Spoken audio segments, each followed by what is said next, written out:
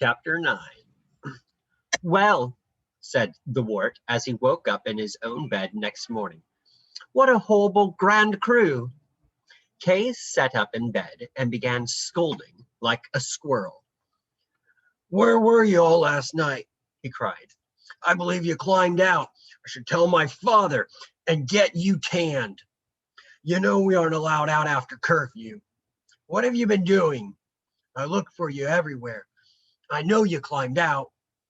The boys had a way of sliding down a rainwater pipe into the moat, which they could swim on secret occasions when it was necessary to be out at night, to wait for a badger, for instance, or to catch tench, which can only be taken just before dawn.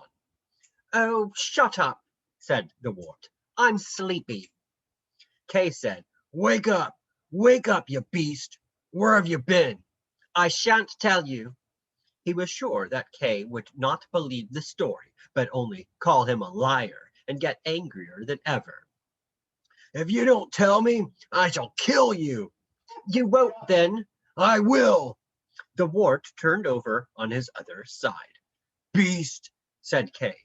He took a fold of the wart's arm between the nails of his first finger and thumb and pinched for all he was worth. Wart kicked like a salmon which had been suddenly hooked, and hit Kay wildly in the eye. In a trice they were out of bed, pale and indignant, and looking rather like skinned rabbits, for in those days nobody wore clothes in bed, and whirling their arms like windmills in the effort to do each other mischief. Kay was older and bigger than the wart, so that he was bound to win in the end. But he was more nervous and imaginative. He could imagine the effect of each blow that was aimed at him, and this weakened his defense. Wart was only an infuriated hurricane. Leave me alone, shouted the wart again and again. Leave me alone, can't you? And all the while he did not leave Kay alone, but with head down and swinging arms made it impossible for Kay to do as he was bid. They punched entirely at each other's faces, as boys will. Kay had a longer reach and a heavier fist.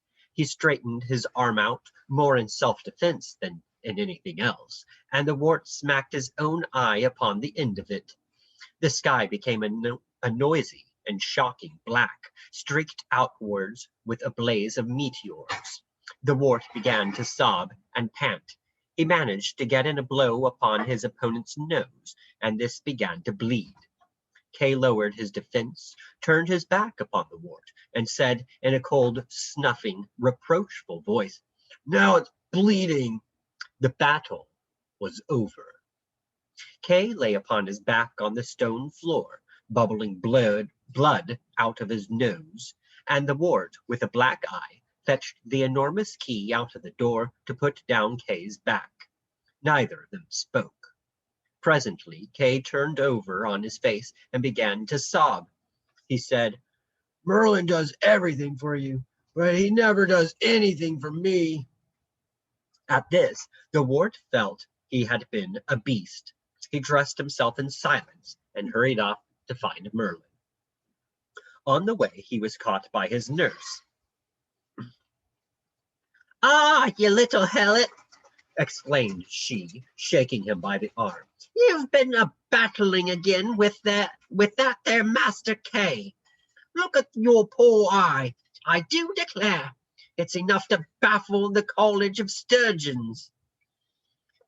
It's all right, said the wart. No, that it isn't, my poppet, cried his nurse, getting crosser and shewing signs of slapping him. Come now, how did you do it before I have you whipped? I knocked it on the bedpost, said the wart sullenly. The old nurse immediately folded him to her broad bosom, patted him on the back, and said, There, my Dowsabel. It's the same story Sir Hector told me when I caught him with the blue eye. Gone 40 year. Nothing like a good family for sticking to a good lie. There, my innocent, you come along with me to the kitchen, and we'll slap a nice bit of steak across him in no time. But you hadn't ought to fight with people bigger than yourself.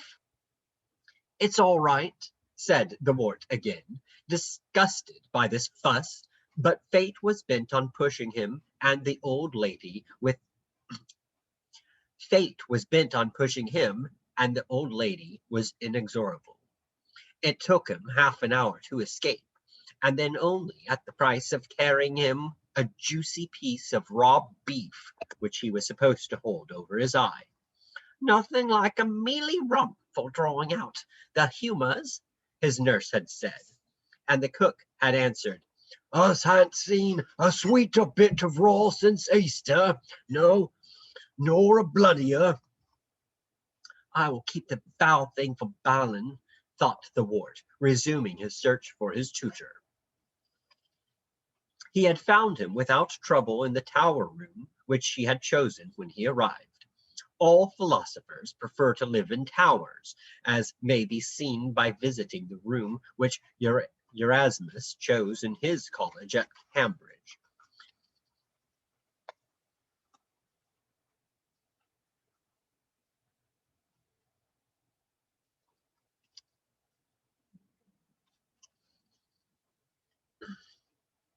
But Merlin's tower was even more beautiful than this. It was the highest room in the castle, directly below the lookout of the great tower, and from its window you could gaze across the open field, with its rights of warren, across the park, and the chase, until your eye finally wandered out over the distant blue tree-tops of the forest sauvage. This sea of leafy timber rolled away and away in knobs, like the surface of porridge, until it was finally lost in remote mountains which nobody had ever visited, and the cloud-capped towers and gorgeous palaces of heaven. Merlin's comments upon the black eye were of a philosophic nature. The discoloration, he said, is caused by hemorrhage into the tissues, ecchymosis, and passes from dark purple through green to yellow before it disappears. There seemed to be no sensible reply to this. I suppose you had it, continued Merlin, fighting with Kay? Yes. How did you know? Ah, well, there it is. I came to ask you about Kay. Speak, demand, or answer. Well, Kay thinks it's unfair that you're always turning me into things and not him. I haven't told him about it, but I think he guesses. I think it's unfair too. It is unfair. So, will you turn us both next time that we are turned? Merlin had finished his breakfast and was puffing at the meerschaum pipe which made his pupil believe that he breathed fire. Now he took a very deep puff, looked at the wart, opened his mouth to speak, changed his mind, blew out the smoke, and drew in another lungful. Sometimes, he said, life doesn't seem to be unfair. Do you know the story of Elijah and Rabbi Jekanan? No, said the wart. He sat down resignedly upon the most comfortable part of the floor, perceiving that he was in for something like the parable of the looking-glass. This rabbi, said Merlin, went on a journey with the prophet Elijah. They walked all day, and at nightfall they came to a humble cottage of a poor man, whose only treasure was a cow. The poor man ran out of his cottage, and his wife ran too, to welcome the strangers for the night, and to offer them all this simple hospitality which they were able to give in straitened circumstances.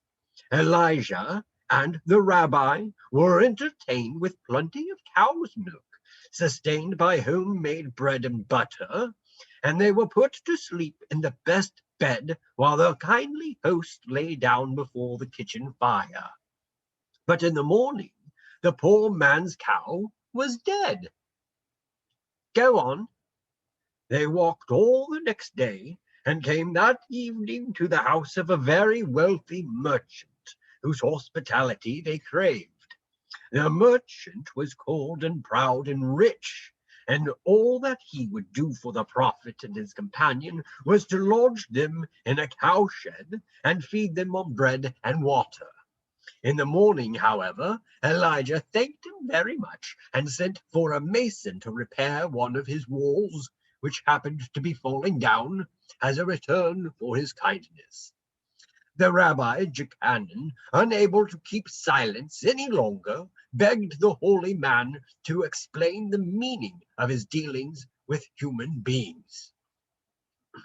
In regard to the poor man who received us so hospitably, replied the prophet, it was decreed that his wife was to die that night, but in reward for his kindness, God took the cow instead of the wife. I repaired the wall of the rich miser because a chest of gold was concealed near the place, and if the miser had repaired the wall himself, he would have discovered the treasure. Say not therefore to the Lord, what doest thou? But say in thy heart, must not the Lord of all the earth do right? It's a nice sort of story, said the wart, because it seemed to be over. I am sorry, said Merlin, that you should be the only one to get my extra tuition. But then, you see, I was only sent for that. I don't see that it would do any harm for Kay to come too. Nor do I. But the Rabbi Jachannan didn't see why the miser should have had his wall repaired. I understand that, said the wart doubtfully, but I still think it's a shame that the cow died. Couldn't I have Kay with me just once? Merlin said gently, perhaps what is good for you might be bad for him. Besides, remember, he has never asked to be turned into anything. He wants to be turned for all that. I like Kay, you know, and I think people don't understand him. He has to be proud because he is frightened. You still don't follow what I mean. Suppose he had gone as a Merlin last night and failed in the ordeal and lost his nerve. How do you know about that ordeal? Ah, well, there it is again. Very well, said the wart obstinately. But suppose he hadn't failed in the ordeal and hadn't lost his nerve. I don't see why you should have to suppose that he would have. Oh, the flout, the boy, cried Merlin passionately. You don't seem to see anything this morning. What is it that you want me to do?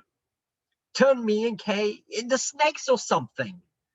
Merlin took off his spectacles, dashed them on the floor, and jumped upon them with both feet. Castor and Pollux, blow me to Bermuda! He exclaimed, and immediately vanished with a frightful roar. The wart was still staring at his tutor's chair in some perplexity a few moments later when Merlin reappeared. He had lost his hat, and his hair and beard were all tangled up as if by a hurricane. He sat down again, straightened his gown with trembling fingers. What did you do that? Asked the wart. I didn't do it on purpose. Do you mean to say that Castor and Pollux did blow you to Bermuda? Let this be a lesson to you, replied Merlin, not to swear. I think we had better change the subject. We were talking about Kay. Yes, and what I was going to say before, my visit to the still vexed Bermuths was this. I can't change Kay into things. The power was not deputed to me when I was sent. Why this was so, neither you nor I am able to say, but such remains the fact. I have tried to hint at some of the reasons for the fact, but you won't take them.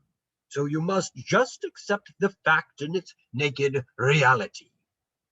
Now please stop talking until I've got my breath back and my hat. The wart sat quietly while Merlin closed his eyes and began to mutter to himself.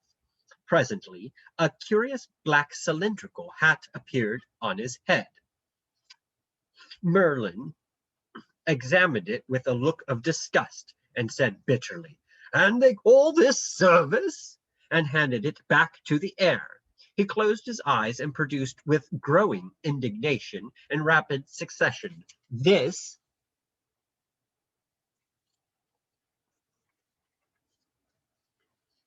this, and this, and this. Finally, he stood up in a passion and exclaimed, "Come here!"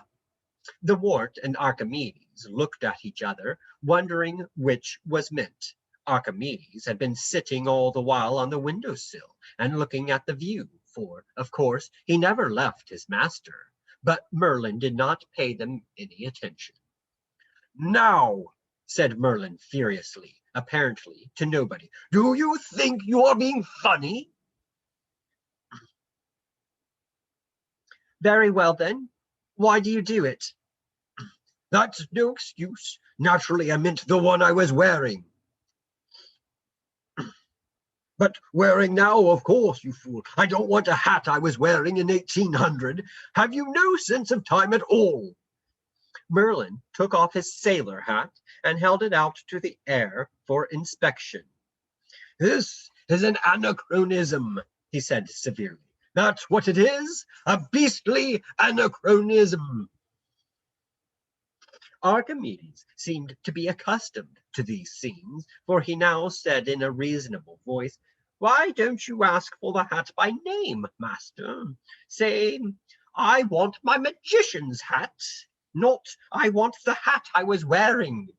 Perhaps the poor chap finds it as difficult to live backwards in time as you do." "I want my magician's hat," said Merlin sulkily. Instantly, the long pointed cap was standing on his head. The tension in the air relaxed. Wart sat down again on the floor, and Archimedes resumed his toilet, pulling his pinions and tail feathers through his beak to smooth the barbs together. Each barb had hundreds of little hooks or barbels on it, by means of which the barbs of the feather were held together. He was stroking them into place. Merlin said, "I beg your pardon. I am not having a very good day today." And there it is. "About Kay," said the wart. "Even if he can't change him into things, couldn't you give us both an adventure without changing?" Merlin made a visible effort to control his temper again, and to consider this question dispassionately. He was sick of the subject altogether.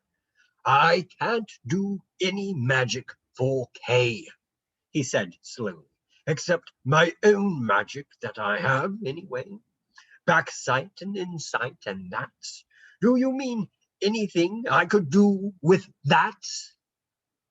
"What does your backsight do?"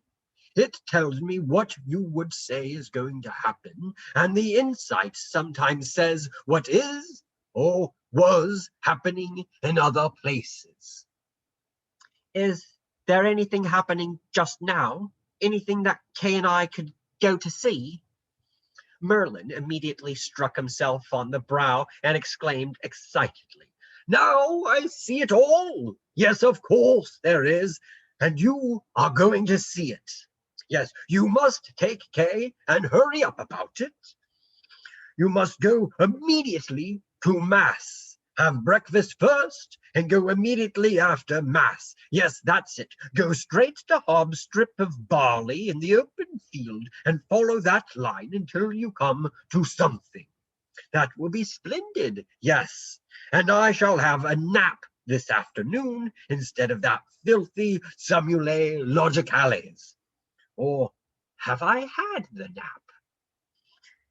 "You haven't had it," said Archimedes.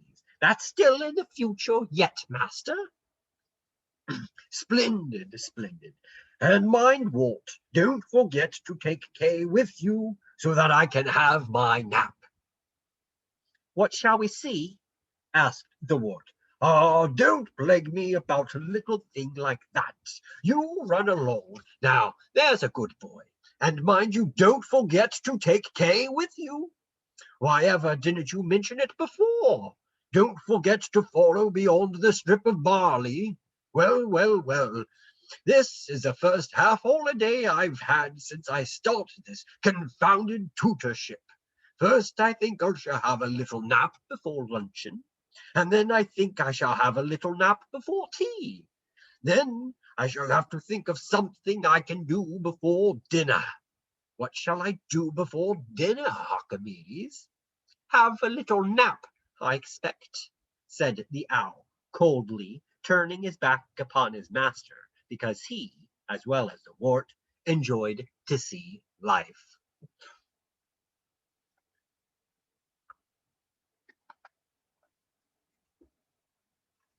Chapter 10.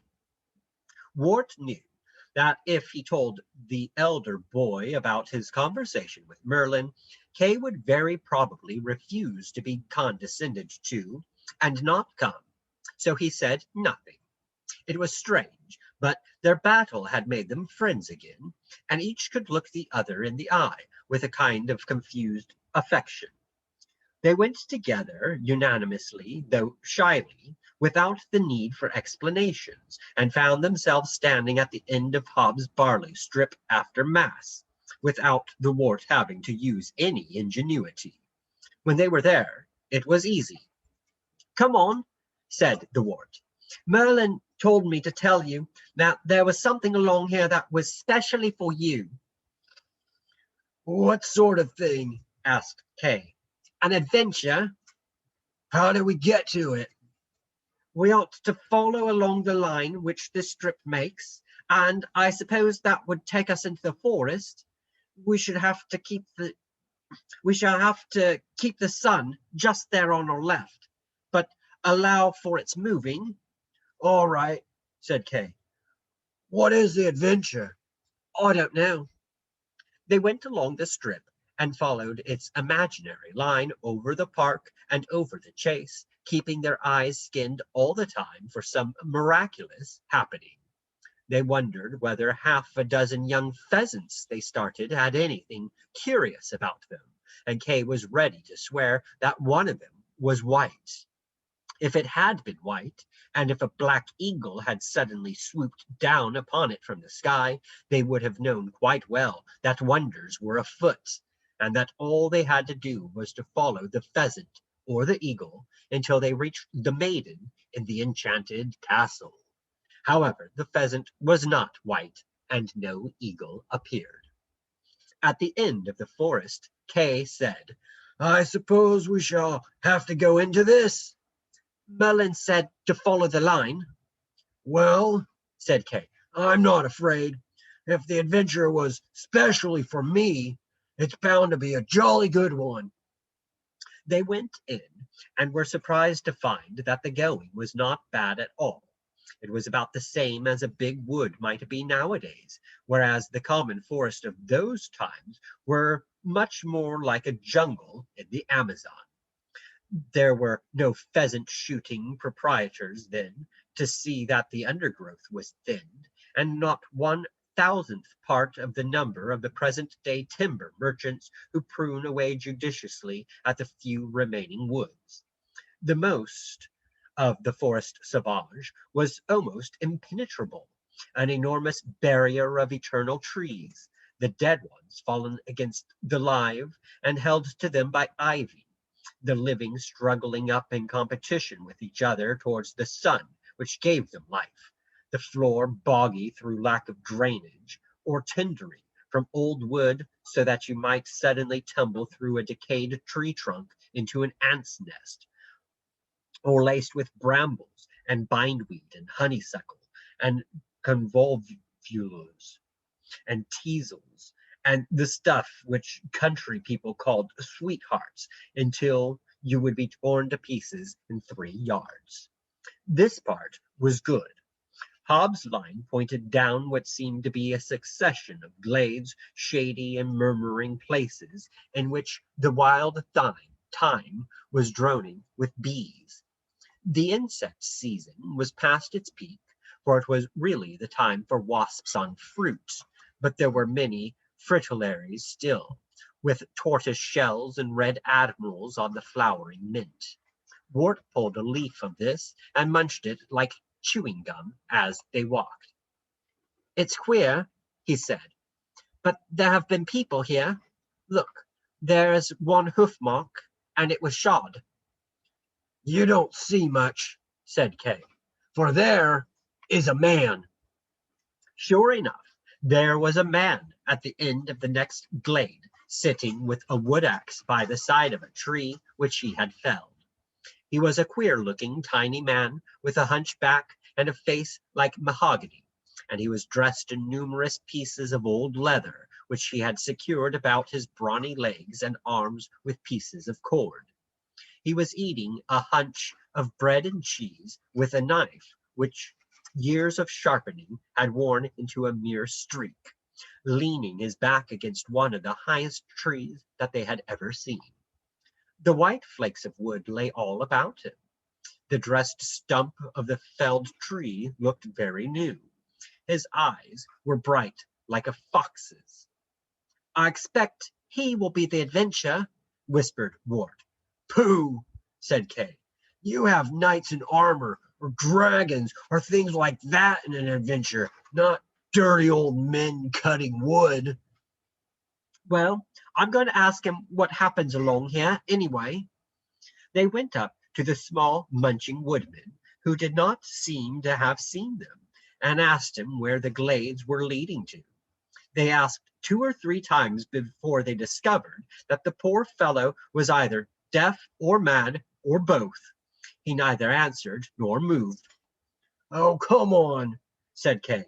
"He's probably loopy like Wat and doesn't know what he is at. Let's go and leave the old fool." They went on for nearly a mile, and still the going was good.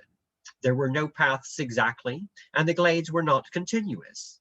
Anybody who came there by chance would have thought that there was just the one glade which he was in, a couple of 100 yards long, unless he went to the end of it and discovered another one, screened by a few trees. Now and then they found a cut stump with the marks of the axe on it, but mostly these had been carefully covered over with brambles or altogether grubbed up. The Wart considered that the glades must have been made. Kay caught the Wart by the arm at the edge of the clearing and pointed silently towards its further end. There was a grass bank there, swelling up gently towards a gigantic sycamore, upwards of 90 feet high, which stood upon its top. On the bank there was an equally gigantic man lying at his ease, with a dog beside him. This man was as notable as the sycamore, for he stood or lay 7 feet without his shoes, and he was dressed in nothing but a kind of kilt made of Lincoln green worsted. He had a leather bracer on his left forearm. His enormous brown chest supported the dog's head. It had pricked its ears and was watching the boys, but made no other movement, which the muscles gently lifted as they rose and fell. The man appeared to be fast asleep. There was a 7-foot bow beside him, with some arrows more than a cloth-yard long. He, like the woodman, was the color of mahogany, and the curled hairs on his chest made a golden haze where the sun caught them. "He's it," whispered Kay excitedly. They went up to the man cautiously, for fear of the dog, but the dog only followed them with its eyes, keeping its chin pressed firmly to the chest of its beloved master, and giving them the least suspicion of a wag from its tail. It moved its tail without lifting it, 2 inches in the grass. The man opened his eyes. Obviously he had not been asleep at all, smiled at the boys, and jerked his thumb in the direction which pointed further up the glade. Then he stopped smiling and shut his eyes. "Excuse me," said Kay. What happens up there? The man made no answer and kept his eyes closed, but he lifted his hand again and pointed onwards with his thumb. He means us to go on, said Kay. It certainly is an adventure, said the ward. I wonder if that dumb woodman could have climbed up the big tree he was leaning against and sent a message to this tree that we were coming. He certainly seems to have been expecting us. At this, the naked giant opened one eye and looked at Wart in some surprise. Then he opened both eyes, laughed all over his big twinkling face, sat up, patted the dog, picked up his bow, and rose to his feet. Very well then, young meesters, he said, still laughing. Us will come along with thee after all. Young heads still make the sharpest, they do say. Kay looked at him in blank surprise. Who are you? He asked. Naylor, said the giant.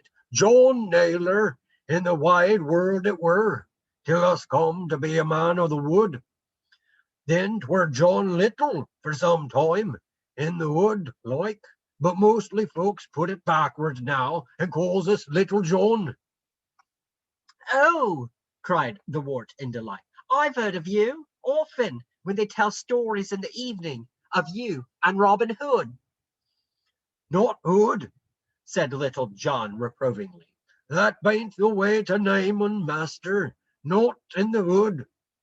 But it's Robin Hood in these stories, said Kay. Oh, them book-learning chaps, they don't know all. However, 'tis time us to be stepping along. They fell in on either side of the enormous happy man and had to run 1 step and 3 to keep up with him, for although he talked very slowly, he walked on his bare feet very fast. The dog trotted at heel. Please, asked the wart, where are you taking us? Why, to Robin Hood, seemingly. Aren't you sharp enough to guess that also, Mr. Hart? The giant gave him a sly peep out of the corner of his eye at this, for he knew quite well that he had set the boys 2 problems at once. First, what was Robin's real name? And second, how did he come to know the warts? The wart fixed on the second question first. How did you know my name? Oh, said Little John. Us knowed. Does Robin Hood know we are coming? Nay, my duck, a young scholar like thee should speak his name scholarly. Well, what is his name? Cried the wart, between exasperation and being out of breath from running to keep up. You said Hood. So it is Hood, my duck, Robin Hood, like the hoods yam running through, and a grand fine name it is. Robin Wood? Oi, Robin Hood. What else should un be, seeing as he loves them free places, the woods, and fine places that they sleep in 'em, come summer, come winter, without brick nor thatch, and hunting them with the good earth in the springtime, and number of 'em as they brings forward their comely bright leaves, according to order, or loses of 'em by the same order backwards. Let thee stand in 'em that thou bust not seen, and move in 'em that thou bust not heard, and warm thee with them. Why, the golden light to their timbers has thou full stone sleep. Oh, them proper fine places, the woods, for a free man of hands and heart. Kay said, But I thought all Robin Woodsmen wore hose and jerkins of Lincoln green. That us do, relied Little John, in the winter like, when us needs 'em, or with leather leggins at wood work. But here by summer, 'tis more seasonable thus for the pickets, who have naught to do save watch. Were ye a sentry then? Oi, and so were Wold Mulch, as ye spoke to by the felled tree. And I think, exclaimed Kay triumphantly, that this next big tree which we're coming to will be the stronghold of Robin Wood. They were indeed approaching the monarch of the forest. It was a lime tree as great as that which used to grow at Moor Park in Hertfordshire, no less than 100 feet in height and 17 feet in girth, a yard above the ground. Its smooth, beech-like trunk was embellished with a sort of beard of little twigs at the bottom, and where each of the great branches had sprung from the trunk, the bark had split and was now discolored with rainwater or sap. The bees zoomed among its bright and sticky leaves, higher and higher towards heaven, and a rope ladder disappeared among the foliage. Nobody could have climbed that tree without a ladder, even with irons. "You think well, Meester Kay," said Little John. "and there be Meester Robin a dalin atween her roots." The boys, who had been more interested in the lookout man perched in a crow's nest at the very top of that swaying and whispering glory of the earth, lowered their eyes at once and clapped them upon Robin Wood. He was not, as they had expected, a romantic man, or not at first. Nearly as tall as Little John, these two, of course, were the only people in the world who had ever shot an arrow the distance of a mile with the English bow, or at any rate more than 6 feet high.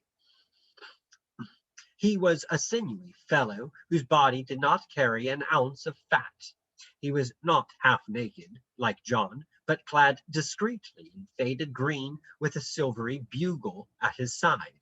He was clean-shaven, sunburned, nervous, gnarled like the roots of the trees which he loved, but gnarled and mature with weather and with poetry rather than with age, for he was about 30 years old. Eventually he lived to be 87 and attributed his long life to smelling the turpentine in the pines. At the moment he was lying flat on his back and looking upwards, but not into the sky. It had been beautiful to see little leather-clad Much sitting complacently at his dinner, more beautiful to see the great limbs of Little John sprawling in company with his dog. But now there was something which was most beautiful of all, for Robin Wood lay happily with his head in Marian's lap. She sat between the roots of the lime tree, clad in a one-piece smock of green, girded in with a quiver of arrows, and her feet and arms were bare. She had let down the brown, shining waterfall of her hair, which was usually kept braided in pigtails for convenience in hunting and cookery, and with the falling waves of this she framed his up-looking head. She was singing a duet with him softly, and tickling the end of his nose with the finest hairs. Nobody nowadays could write the song which they were singing. "Under the greenwood tree," sang Maid Marian. "Who loves to lie with me, And tune his merry note. and tune his merry note unto the sweet bird's throat. Come hither, come hither, come hither," sang Robin. Here shall he see no enemy, but winter and rough weather. They laughed happily and began again, singing lines alternately. Who doth ambition shun, and loves to lie i' the sun, seeking the food he eats, and pleased with what he gets. Then both together, come hither, come hither, come hither. Here shall he see no enemy, but winter and rough weather. the song ended in laughter, and Robin, who had been twisting his brown fingers in and out of the silk fine threads which fell about his face, gave them a shrewd tug and scrambled to his feet. "Now, John," he said, seeing them at once. "Now, meester," said Little John. "So You've brought the young squires. They brought me, said Little John. Welcome, whatever way, said Robin. I never heard ill spoken of Sir Ector, nor reason why his sounders should be pursued. How are you, Kay and Wart? And who set you so luckily into the forest at my glades on this day of all days? Robin, interrupted Maid Marian at this point reproachfully, you can't mean to take them with you on a venture like this. They are far too young. Why not, my sweetheart? The people are their people, and they would wish to be there. But they are children. And none the worse of that. If they are worth their salt, they can move quicker than we can, and hide better. And I'll warrant me, they can shoot well enough with the bow. There is no need that they should come to close quarters at the end, maid, any more than thou. I think it's inhuman, said Maid Marian, and began to do up her hair. Can you shoot? Asked Robin. Trust me, said the wart. I can try, said Kay, more reserved, as they laughed at the wart's comical assurance. Come, Marian, said Robin, let us have one of they bows. Maid Marian handed him a bow and half a dozen arrows 28 inches long. Shoot the popinjay, said Robin, handing them to the wart. Wart now looked and saw the popinjay set up full 50 paces away. He guessed that he had been a fool and said cheerfully, I'm sorry, Robin Wood, but I'm afraid it is much too far away for me. Never mind, said the outlaw. Have a shot at it anyway. I can tell all I want to know by the way you shoot.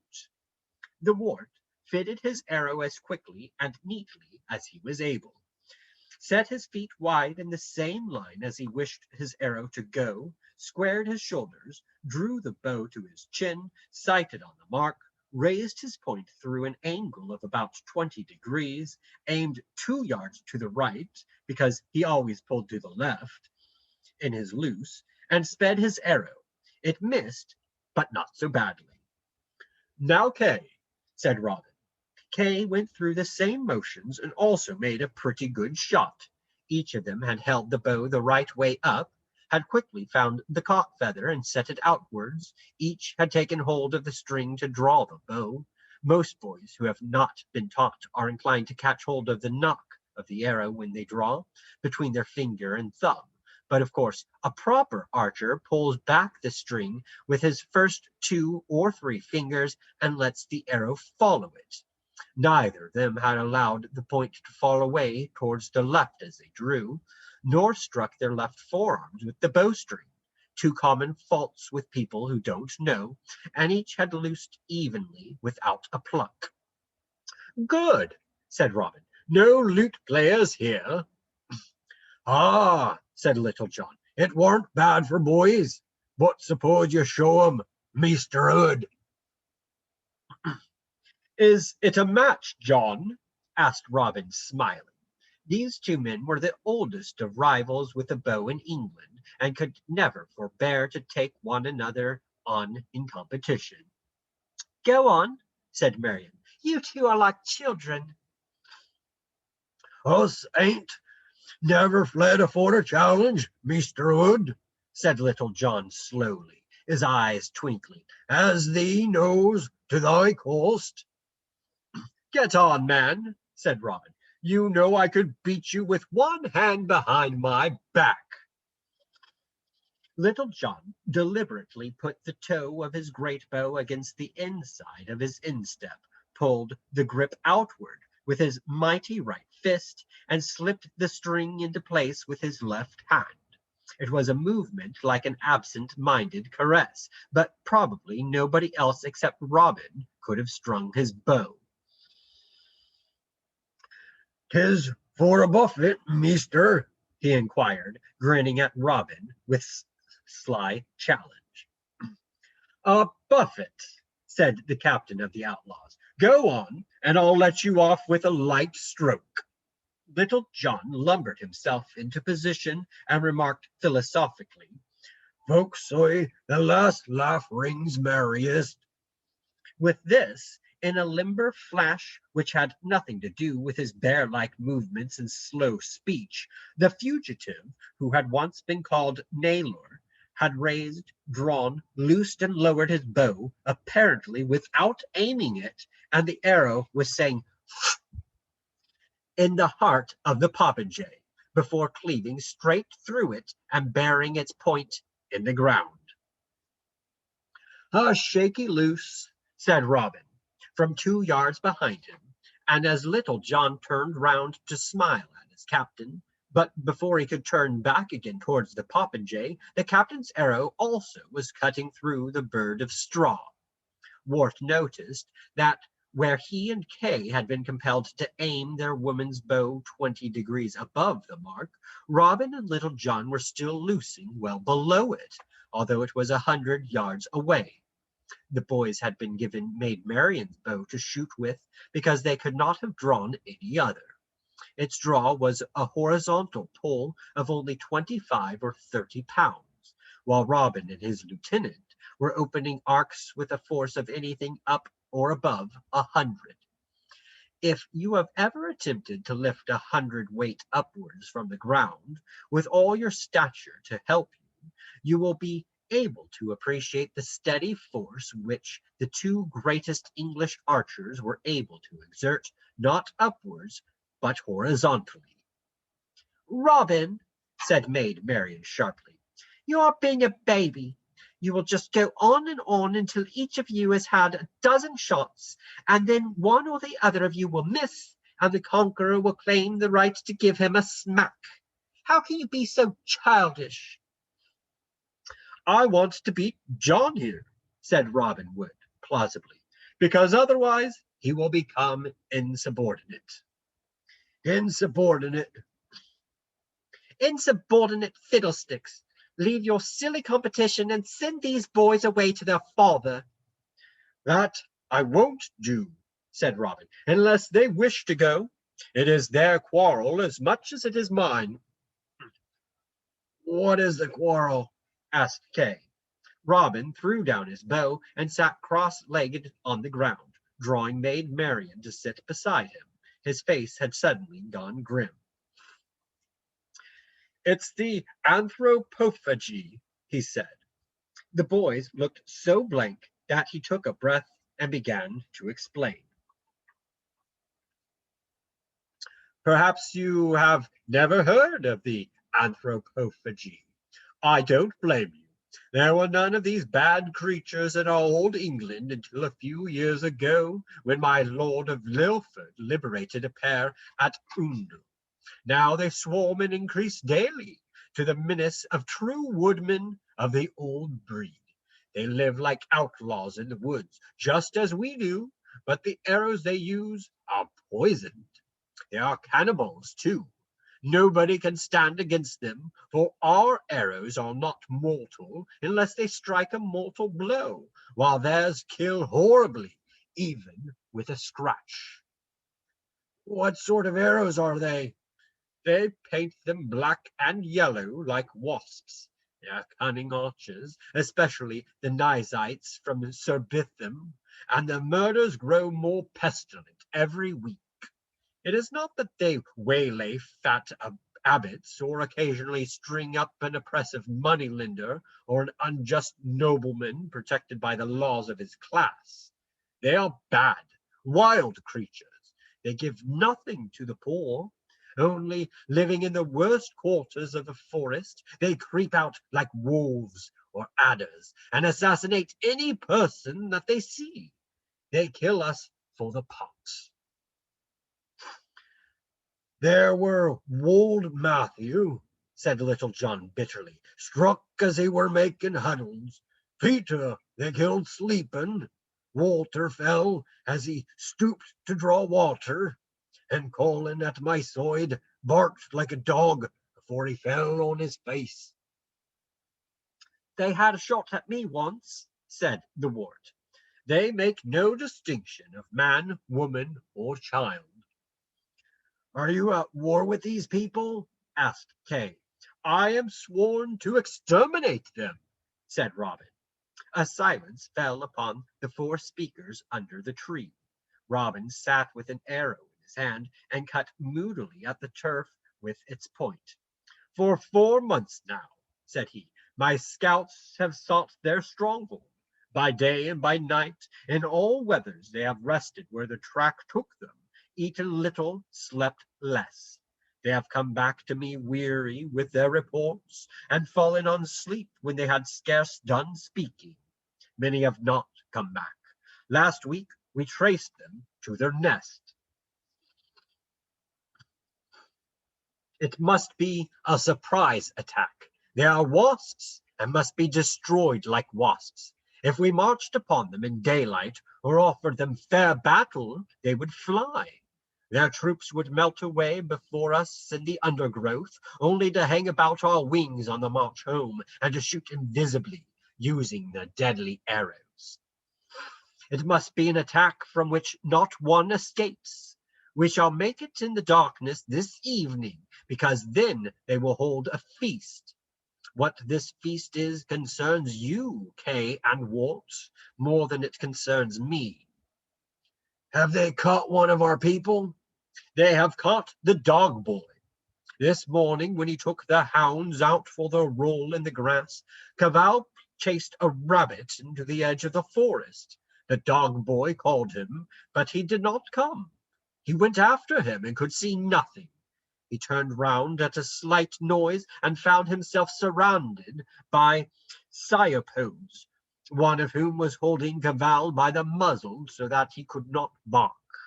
This news came to me from my northward trees at about the same time that Much and Little John told me of your approach from the east. We must rescue them. Are they alive? They will keep them alive until the feast begins, for the sake of the freshness.